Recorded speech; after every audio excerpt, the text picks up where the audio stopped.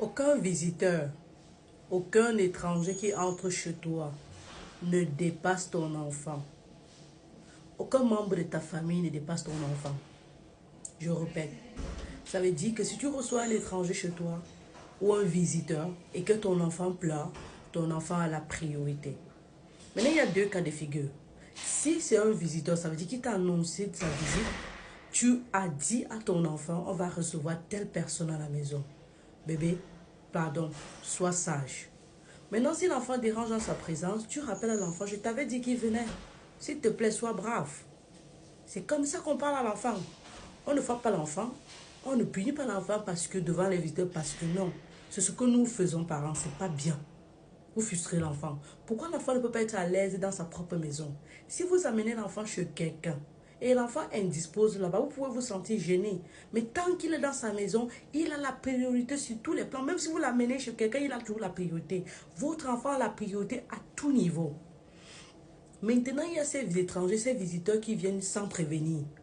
Pourquoi une personne va venir toquer à ta porte sans prévenir et l'enfant devrait se comporter? Il ne l'attendait pas. Toi-même, je suis sûr que tu te sens gêné. Je suis très sûr que tu te sens gêné, mais tu prétends. Mais seulement que ton enfant n'est pas comme toi qui peut prétendre. Il exprime ce qu'il a. Et parfois, ces enfants pleurent comme ça pour vous protéger, vous les parents, parce qu'ils ressentent des choses qui ne sont pas bien. Mais qu'est-ce que vous faites? Vous soulevez la main, vous tapez ou vous grondez pour montrer que vous êtes de bons parents. Théoriquement, si un étranger arrive chez toi et il ose te faire la remarque que ton enfant pleure beaucoup, tu ne devrais plus l'admettre chez toi parce qu'il n'est chez toi que pour quelques heures, pour quelques minutes. Il n'a pas le droit. Quelqu'un de sage, de bienveillant, d'avisé va te dire « Oh, essaye ceci, ça avait marché pour moi » ou « Porter l'enfant, essayer de le... » Il n'a pas de sens qu'une personne vienne dans ta maison, dans la maison de l'enfant et se sente gênée par cet enfant. La personne peut ne pas être parent, on peut comprendre, mais on n'a rien à foutre de ça. On n'a rien à foutre de ça. Ton enfant pleure, tu t'arrêtes, tu t'occupes de lui. Parce que un jour va arriver où cet enfant sera en train de pleurer pour un problème assez sérieux. Tu vas l'abandonner et après il va décéder. Tu n'auras que tes larmes pour pleurer. L'enfant peut se faire mal. L'enfant peut se sentir mal à tout moment. On s'en fout que le visiteur soit là ou pas. Si c'est à cet instant-là que l'enfant s'est senti mal, tu gères. Les enfants sont capricieux, ils sont manipulateurs, je le sais. Ils vous provoquent, parfois ils font ça exprès. Tu prends l'enfant, tu lui expliques, bébé, je suis en train de recevoir tata, tonton. S'il te plaît, est-ce que tu peux attendre là-bas? Est-ce que tu peux aller jouer avec tes amis? Est-ce que tu peux? Je vais te prendre. Tu lui dis ça doucement. Mais quand tu veux recevoir les étrangers à la maison, toujours prévenir les enfants, c'est leur maison.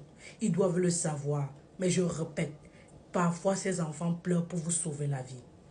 Et si je devrais aller plus loin, je vais parler des appels téléphoniques. Ça n'a pas de sens que tu sois au téléphone, l'enfant pleure, tu le tapes ou tu le punis. Ça n'a pas de sens. Ça n'a pas de sens. Ça veut dire que tu es un parent trop irresponsable. Ou tu cries sur lui parce que tu veux montrer aux gens que tu es un bon parent. Quand tu grondes devant un étranger ou au téléphone, c'est pour montrer. Non, tu t'excuses au téléphone, tu raccroches ou tu mets en pause. Tu résous son problème et tu continues. Si c'est au travail, on peut encore comprendre que oui, le travail, tout ça, mais même jusque-là, rien n'est plus important qu'un enfant. Et l'enfant pleure pour une raison. Et plus tu l'agresses, plus tu aggraves le problème.